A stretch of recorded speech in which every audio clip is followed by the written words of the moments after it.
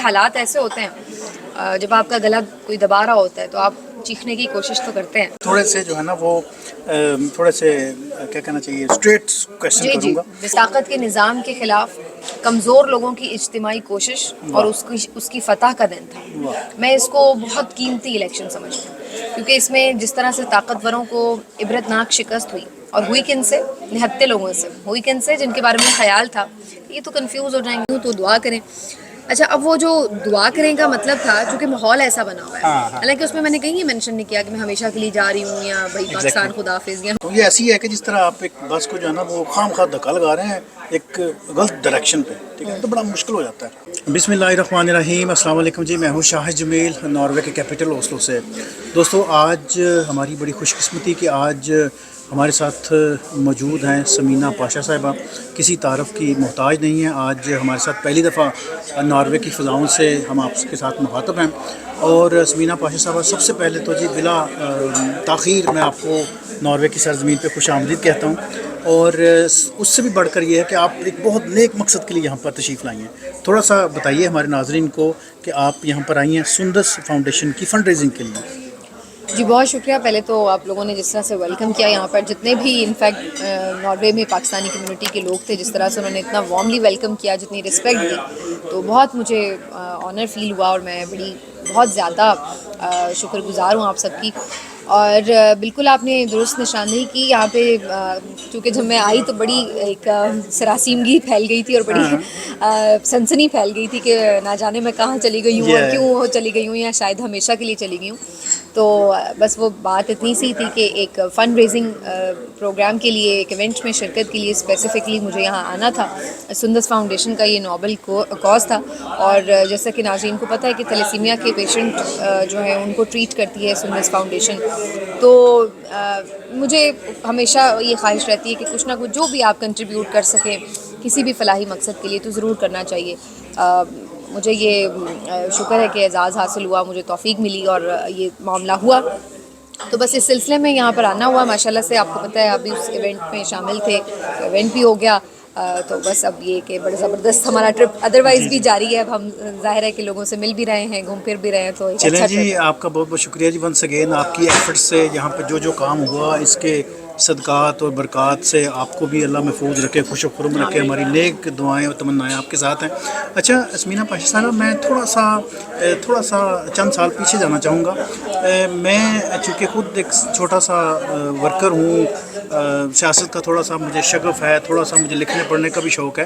میں چند سالوں سے دیکھ رہا ہوں کہ آپ کی جو ہے نا وہ جو پیشہ ورانہ جو صلاحیتیں ہیں, جو آپ کے کیمرے کے سامنے بولتی ہیں, جس بے باک انداز سے آپ کا یہ موقف ہے, یہ انسپریشن کہاں سے لیا آپ نے؟ یہ انسپریشن حالات نے دی. واہ. کیونکہ کام تو دیکھیے اسی میڈیا میں ہم بہت عرصے سے کر رہے تھے. جی جی. مجھے تقریباً 12-14 سال ہو چکے تھے نیوز سے وابستہ ہوئے. نیوز اینکرنگ بھی میں نے کی, فیلڈ رپورٹنگ بھی کی, کرنٹ افیئر کے پروگرام بھی ہوسٹ کیے, ٹرانسمیشنز ہوسٹ کی. تو مختلف جہتوں میں یہ کام تو جاری تھا. لیکن ایک تو سوشل میڈیا کی آمد سے جو ایک یہ فریڈم آپ کو ملی کہ آپ اپنے طور پر چینل کے علاوہ, یعنی جو ایک چینل جس سے آپ ادارے سے وابستہ ہیں, اس کی پالیسی کے علاوہ آپ اپنے انڈیپینڈنٹ پلیٹ فارم سے اپنی مرضی سے بات کر سکتے ہیں, اپنا میسج کنوے کر سکتے ہیں. تو یہ آپشنز جیسے ہی ڈیجیٹل میڈیا کے مارکیٹ میں آنے سے متعارف ہوئی تو اس کے بعد آٹومیٹکلی بہت سے لوگ اس کی طرف ظاہر ہے راغب ہوئے. میں ان لوگوں میں سے ہوں جو بہت دیر سے راغب ہوئے اس طرف, اور بڑی دیر سے میں نے یہ چینل اپنا بنایا. لیکن میں نے کیوں چینل بنایا اس کی وجہ یہی تھی جو میں نے بالکل شروع میں بات کی, کہ جب حالات ایسے ہونے لگے کہ ٹی وی چینلز پر کھل کے بات نہیں کرنے دی جا رہی تھی اور ایک گھٹن کا ماحول بن رہا تھا, اور یہ دل چاہتا تھا کہ یہ بات ہونی ضروری ہے, ظلم کے خلاف آواز اٹھنی ضروری ہے, غلط کو غلط کہنا ضروری ہے. اور جس طرح سے خاموش کروایا جا رہا تھا اس وقت آوازوں کو, تو وہ اسی چیز نے یہ انسپریشن دی کہ نہیں, ہمیں اپنے طور پر اپنے کیپیسٹی میں جتنا ہم کر سکتے ہیں اتنا ہی صحیح, لیکن کریں گے ضروری. مختصر آواز ہے, شاید بہت توانا نہ ہو, لیکن کریں گے ضرور. تو اس وقت اسی طرح سے شروع ہوا. پھر یہ اللہ نے شکر ہے کہ بڑی پذیرائی بھی دی، بہت لوگوں نے ہمت بندھائی. تو آج یہ کہ وہ ہم چلتے چلتے وہ ایک یوٹیوب چینل جو بہت چھوٹے پیمانے سے شروع ہوا، اب ماشاء اللہ بہت سے لوگ دیکھ رہے ہیں. تو یہ جی، تو وہ بس پھر یہ ایک سلسلہ اس طرح سے شروع ہوا. لیکن جب آپ کے حالات ایسے ہوتے ہیں، جب آپ کا گلا کوئی دبا رہا ہوتا ہے تو آپ چیخنے کی کوشش تو کرتے ہیں. اچھا، میں یہ جو الیکشنز ہوئے تھے 8 فروری کا، اب میں تھوڑے سے جو ہے نا وہ تھوڑے سے کیا کہنا چاہیے اسٹریٹ کویشچن جی کروں گا. بسم اللہ. 8 فروری کے جب یہ الیکشن ہوئے تو آپ نے بھی دیکھا، ہم سب نے دیکھا کہ ایک عوام کا ٹھاٹھے مارتا ہوا سمندر نکلا، اور اس نے لمبے چوڑے انداز سے جو ہے نا وہ فیصلہ سنایا، فیصلہ کیا. مردوں نے، عورتوں نے، بچوں نے، بوڑھوں نے بڑھ چڑھ کے اس میں حصہ لیا، اور صبح ہوئی تو وہاں پر نظام ہی الٹ تھا. اس پہ تھوڑا سا کچھ آپ کمنٹس کیجیے گا کہ جب اتنا بڑا طوفان کو آپ اس کو دبانے کی کوشش کریں گے، اس کا جو نمبر ہے اس کو آپ چینج کریں گے، تو اس کا پھر کیا امپیکٹ ہوگا؟ دیکھیے، یہ جو 8 فروری کا الیکشن ہے نا، میں سمجھتی ہوں یہ پاکستان میں ایک سافٹ ریولیوشن تھا. یہ ایک فکری انقلاب کا شاخسانہ تھا. یہ ایک طاقت کے نظام کے خلاف کمزور لوگوں کی اجتماعی کوشش اور اس کی فتح کا دن تھا. میں اس کو بہت قیمتی الیکشن سمجھتی ہوں، کیونکہ اس میں جس طرح سے طاقتوروں کو عبرتناک شکست ہوئی، اور ہوئی کن سے؟ نہتے لوگوں سے. ہوئی کن سے؟ جن کے بارے میں خیال تھا یہ تو کنفیوز ہو جائیں گے، ان کو تو پتہ ہی نہیں لگے گا. ڈیڈی ہیں، برگر ہیں، برگر ہیں، یا پھر بالکل جاہل ہیں کہ جن سے اگر نشان نہیں ہوگا پارٹی کا تو انہیں پتہ ہی نہیں چلے گا کہ کس بندے کو جا کے ووٹ دینا ہے.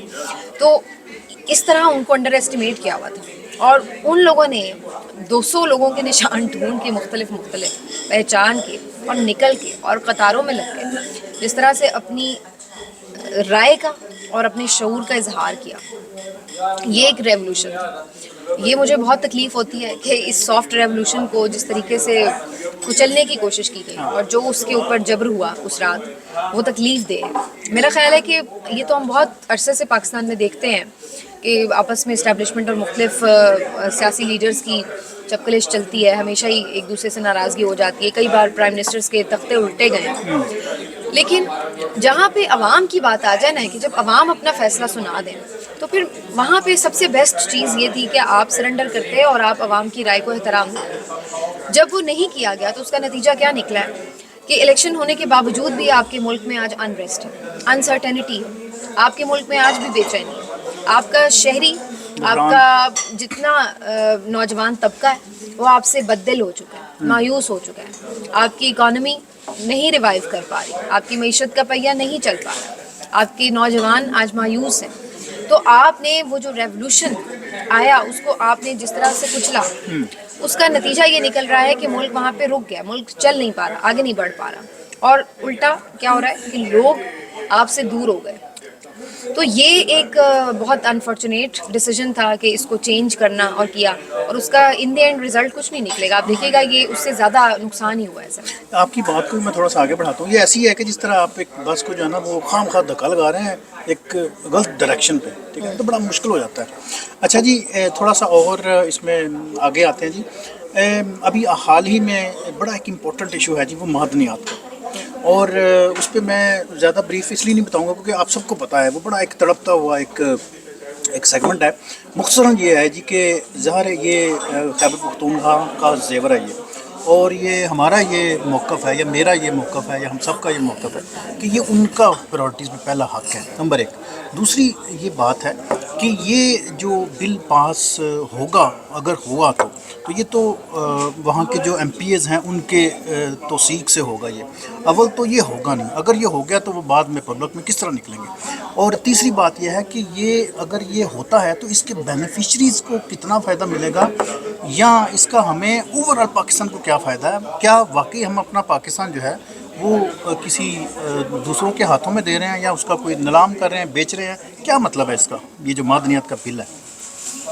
دیکھیے، دنیا بھر میں یہ تو ہم دیکھتے ہیں کہ جس بھی ملک کے پاس قدرتی وسائل ہیں وہ ان کو دوسرے ممالک کو فروخت کر کے اور ان کے مختلف پروڈکٹس بنا کے جس طرح کی بھی وہ معدنیات ہیں اس کے حساب سے، تو وہ زر مبادلہ قیمتی کماتا ہے. ہم دیکھتے ہیں عرب ممالک تیل بیچتے ہیں، ہم دیکھتے ہیں دیگر ممالک اپنی معدنیات بیچتے ہیں. تو یہ ایک ایسا کوئی بات نہیں ہے کہ اگر کوئی دوسرے ملک کو بیچ رہا ہے تو وہ کوئی بڑا ہے. ہمارا پرابلم کیا ہے؟ ہمارا پرابلم یہ ہے کہ باقی ممالک ایسے کوئی اگر معدنیات نکالنے کے معاہدے کرتے ہیں یا خود نکالتے ہیں تو اس میں زیادہ تر جو پروفٹ ہے وہ آپ کے اپنے ملک کا ہوتا ہے، کیونکہ وہ معدنیات آپ کی ہوتی ہیں، آپ اس کے مالک ہوتے ہیں، تو زیادہ پروفٹ آپ کا ہونا چاہیے. ہمارے یہاں کیا ہوتا ہے کہ جو ملک سروس دینے آتا ہے کہ جی ہم آپ کے نکالنے میں مدد کریں گے، چاہے وہ چائنیز ہوں، چاہے وہ کوئی بھی اور دوست ملک ہوں یا کوئی اور بھی آپ کے جن کے ساتھ معاہدے ہوں، تو وہ معاہدے اس قسم کے کیے جاتے ہیں کہ جس میں پاکستان کو ایسا لگتا ہے کہ کم فائدہ ہو رہا ہے اور دوسرا ملک جو صرف نکالنے کے لیے آ رہا ہے وہ زیادہ.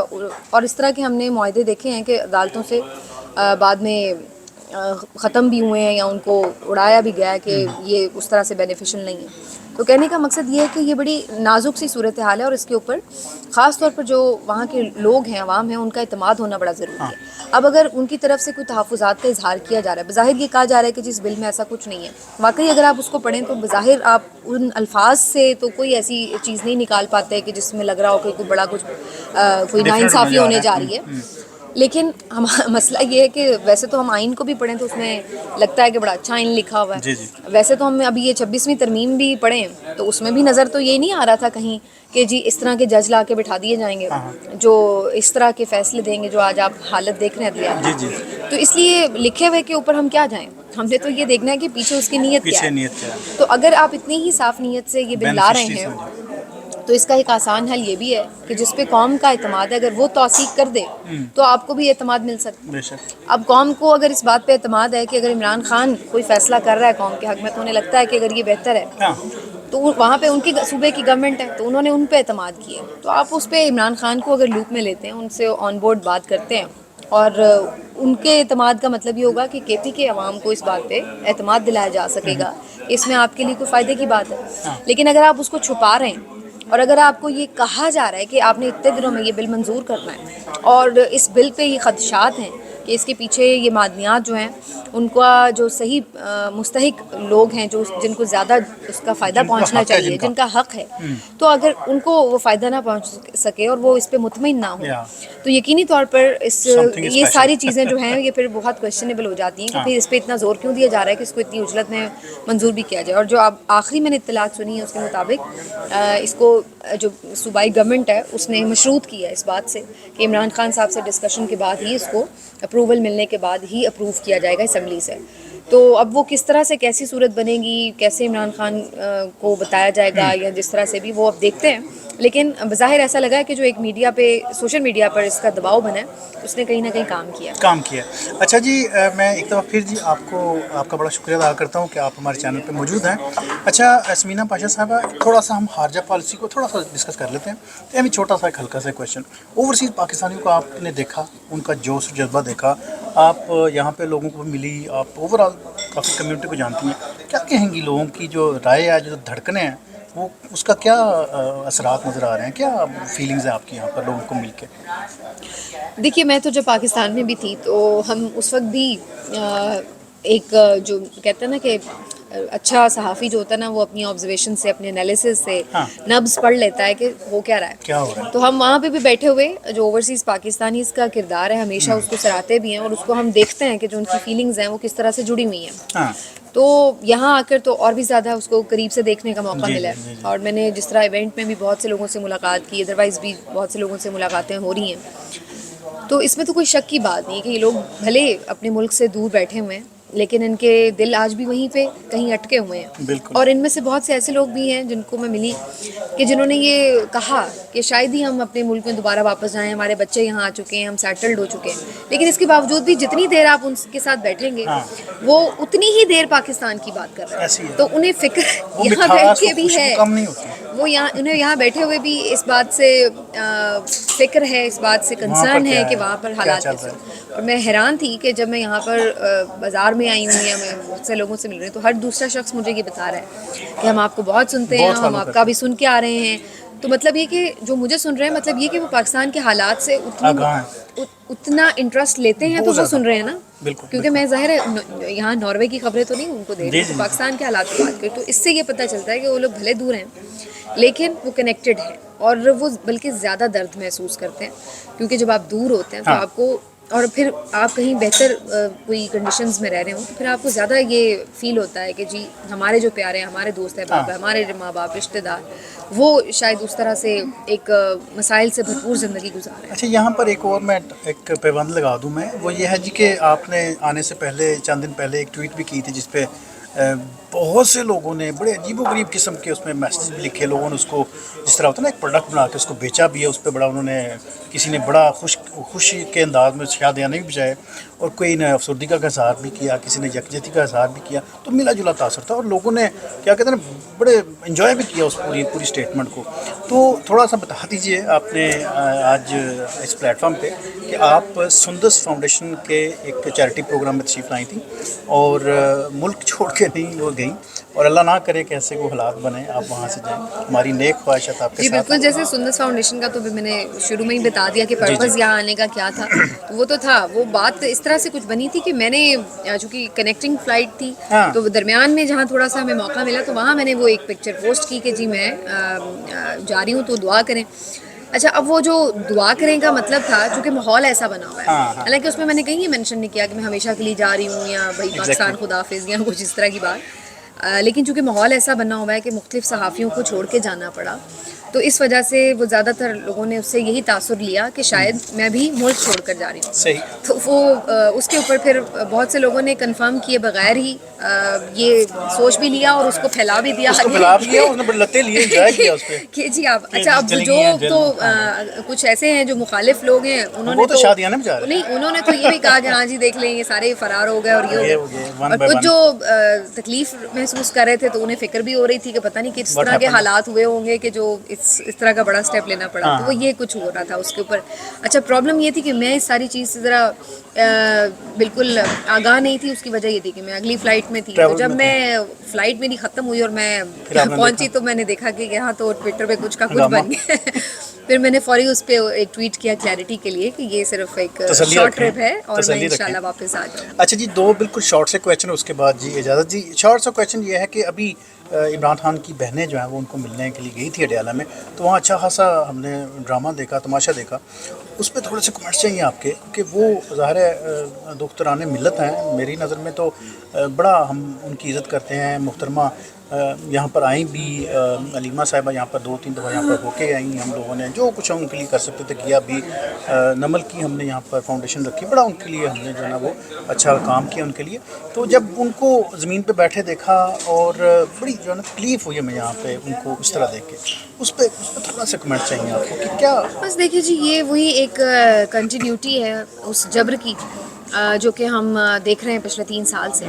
اور افسوس کی بات یہ ہے کہ اس دفعہ یہ لمٹ کراس کی گئی ہے کہ اس میں ایون خواتین کا بھی خیال نہیں رکھا گیا. جبر تو کوئی پاکستان میں پہلی دفعہ نہیں ہو رہا، بہت کچھ پہلے بھی ہوا ہے، لیکن اس دفعہ بہت زیادہ ہو گیا. اور جو پہلے ایک ہم یہ کم از کم لحاظ دیکھ لیتے تھے کہ خواتین کے لیے کچھ نہ کچھ ایک لائن ڈرا کر دی جاتی تھی، تو اس دفعہ وہ لائن بھی ڈرا کرنے کی زحمت نہیں کی گئی.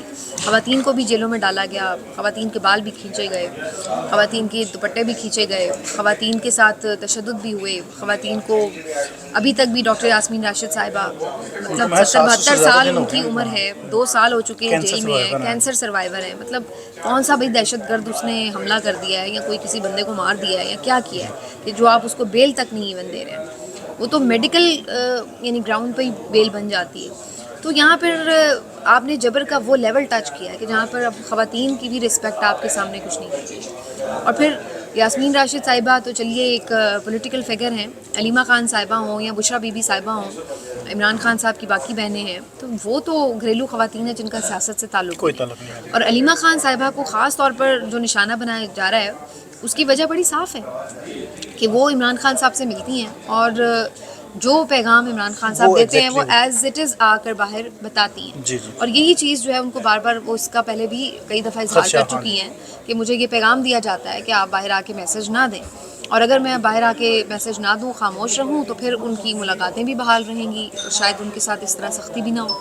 لیکن چونکہ وہ عمران خان کا میسج آ کے باہر ایز اٹ از دیتی ہیں تو اس وجہ سے ان کو بار بار اس طرح کی جو ہے وہ صورتحال کا سامنا کرنا پڑتا ہے. پہلے بھی انہیں جیل میں بھی ایون بند کر دیا تھا. تو یہ بڑی شرمناک بات ہے جی. ہم ہر لیول پہ ہی میرا خیال اس کو کنڈیم کرتے ہیں اس لیے کہ یہ انلیگل بھی ہے. یہ صرف یہی نہیں ہے کہ اخلاقی طور پہ غلط ہے، جب آپ کے قانون میں یہ بات موجود ہے کہ آپ کے فیملی ممبرس آپ سے ملاقات کر سکیں گے، کوئی بھی قیدی ہے، قتل کا بھی قیدی ہے تو اس کے بھی حقوق ہیں. تو عمران خان تو ویسے ہی ایک سیاسی قیدی ہیں، تو آپ کے جیل مینول کے مطابق، آپ کے عدالتی احکامات کے مطابق ایک کام کرنے وہ آئی ہیں کہ اپنے بھائی سے ملنے آئی ہیں. کوئی غیر قانونی کام تو نہیں ہے بھائی سے ملاقات کرنا، اور وہ عدالت کا آرڈر ہے ان کے پاس. تو وہاں پر ان کو آپ ایک جائز ان کے حق سے محروم کر رہے ہیں، اور وہ بھی جبر کے ساتھ. تو یہ ایک فسطائیت کا نیا لیول ہے جو ہم نے دیکھا. تو تکلیف ہوتی ہے، لیکن جب کہتے ہیں نا کہ وہ بڑے لوگ جو ہوتے ہیں نا ان کے سامنے آزمائشیں اور اسٹرگل بھی ان کی بڑی ہوتی ہے. تو یہ بس جس طرح سے عمران خان صاحب ایک بڑے اعصابی طور پر مضبوط انسان ہیں، لیڈر ہیں، ان کی بہن میں بھی وہی ایلیمنٹ نظر آتا ہے کہ وہ بھی بہت زیادہ اعصابی طور پر ہمت اور دلیری کے ساتھ بات کرتی ہیں. اچھا جی، بالکل آخری ایک کویشچن ہے جی. میں ایک دفعہ پھر جی سمینہ پاشا صاحبہ آپ کا شکر گزار ہوں کہ آپ ہمارے ساتھ یہاں پہ موجود ہیں. سندرس فاؤنڈیشن کی چیریٹی کے لیے آپ اس پروگرام کا حصہ بنی اور ہم نے موقع سے فائدہ اٹھایا. آپ کا بہت بہت شکریہ کہ چند منٹ آپ نے ہمیں دیے. آخری ایک کویشچن ہے جو ہمارے دلوں کی دھڑکن ہے، جس طرح ہم کہتے ہیں کہ صبح ہوتی ہے تو ہم جو ہے نا پاکستان کے بارے میں سوچتے ہیں اور سارا دن اس کی باتیں کرتے رہتے ہیں. ہمارے ذہنوں پہ، دلوں میں، دماغ میں جو ہے نا وہ اس طرح پیوست ہے کہ وہ اس کی خوشبو کم نہیں ہوتی.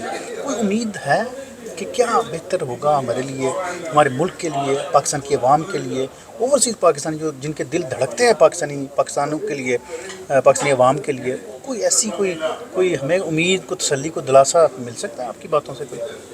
دیکھیے میری بات کی تو کوئی اہمیت ہی نہیں ہے. سب سے زیادہ اہمیت کس کی ہے؟ اللہ کی بات کی. اور اللہ کہتا ہے کہ مایوس تو ہونا ہی نہیں ہے. ہاں جی. تو جب اللہ نے کہہ دیا کہ مایوس نہیں ہونا، تو مایوسی تو کوئی آپشن ہی نہیں ہے. تو انشاءاللہ یہ تو نہیں کوئی بھی بتا سکتا کہ کب چیزیں بہتر ہوں گی، کیسے ہوں گی، لیکن جب ہوں گی تو وہ اللہ تعالیٰ کی طرف سے راستے بھی بنیں گے، اسباب بھی بنیں گے، اور ہم ہوتے ہوئے دیکھیں گے انشاءاللہ. تو امید تو اچھے کی رکھنی چاہیے اور کوشش بھی اچھے کے لیے کرنی چاہیے.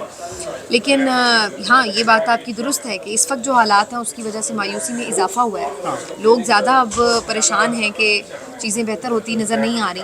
پہلے پھر بھی تھوڑی امید تھی کہ شاید عدلیہ میں کچھ لوگ ایسے ہیں جو شاید کچھ بہتر فیصلے کریں، ملک بہتر ڈائریکشن کی طرف جائے.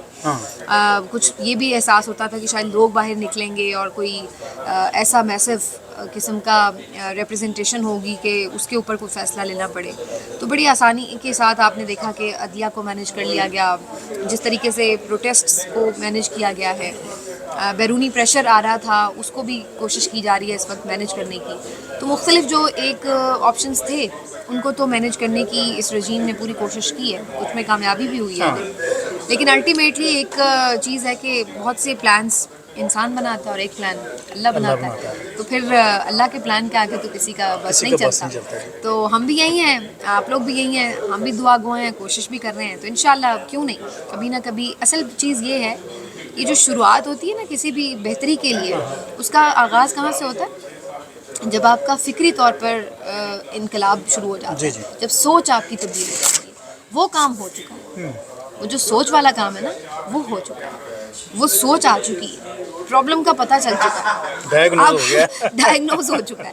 اب اس کا علاج جو ہے وہ 6 ماہ میں ہونا ہے، 1 سال میں ہونا ہے، 10 سال میں ہونا ہے، جب بھی ہونا ہے. لیکن پتہ لگ چکا ہے، ٹریس آؤٹ ہو گیا ہے. ٹھیک ہے نا. تو اب وہ ایک اسٹرگل ہے. قومیں اتنی جلدی منٹوں، ہفتوں یا دنوں میں نہیں بنتی، سالوں لگ جاتے ہیں.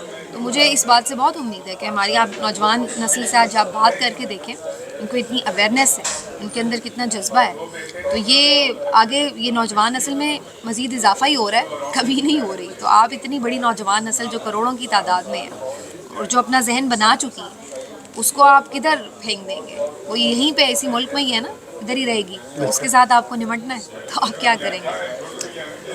تو یہ تھی جی میرے ساتھ سمینہ پاشا صاحبہ. آپ کی بات کو ایک دفعہ پھر میں ریپیٹ کروں گا. بڑی مزے کی بات ہے، دل کو لگی ہے کہ ایک پلان تو انسان بناتا ہے اور ایک پلان تو اللہ تعالیٰ بناتا ہے. تو اس کے آگے تو کوئی بھی جو ہے نا چیز کنٹرولبل نہیں ہے. ہر چیز جو ہے نا اسی کی دسترس میں ہے. اور میں آخر میں ایک شعر آپ کے نام کروں گا جی. قہاریو، غفاریو، قدوسی و جبروت، یہ 4 عناصروں تو بنتا ہے مسلمان.